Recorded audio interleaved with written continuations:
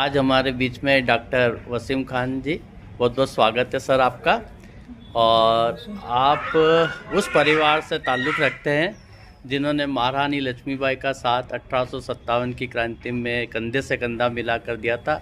मैं निवेदन करूंगा वसीम खान साहब से कि अपना पूरा परिचय देते हुए आगे का जो घटनाक्रम है वो हमारे श्रोता दर्शकों से रूबरू हुए। जी वसीम भाई। बहुत बहुत धन्यवाद आपका। मेरा नाम डॉक्टर वसीम खान है। मैं यहाँ स्टेट आर्कियोलॉजी में यंग आर्कियोलॉजिस्ट की पोस्ट पे काम कर रहा हूँ।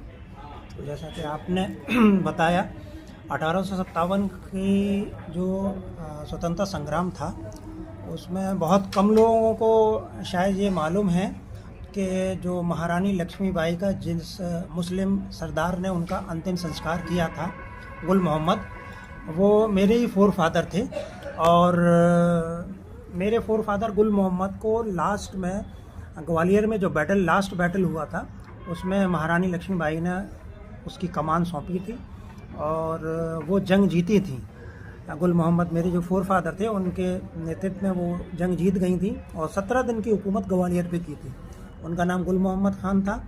और महारानी के वीरगति के बाद उन्होंने ही अपने 5-7 साथियों के साथ बाबा गंगादास की कुटिया में उनका अंतिम संस्कार किया था। उसके बाद वो उनके बेटे को लेके, वो रघुनाथ राव दामोदर राव जो थे, वो उनके बेटे का नाम था जिनको उन्होंने गोद लिया था, उसको लेके 2 साल तक जंगल में भटकते रहे, जिसमें रघुनाथ राव, काशी बाई, जवाहर सिंह और 2-4 साथी और थे।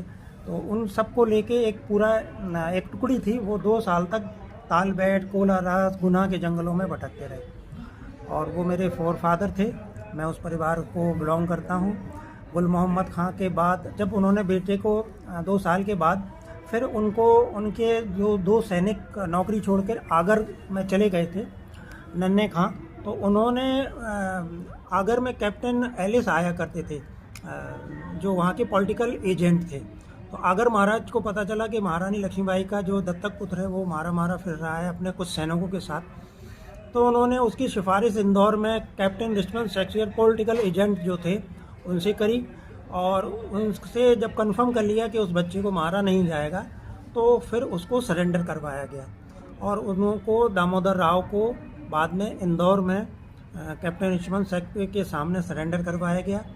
और सरेंडर करवाने के बाद फिर मेरे फोर फादर वहाँ से माइग्रेट कर गए, चले आए।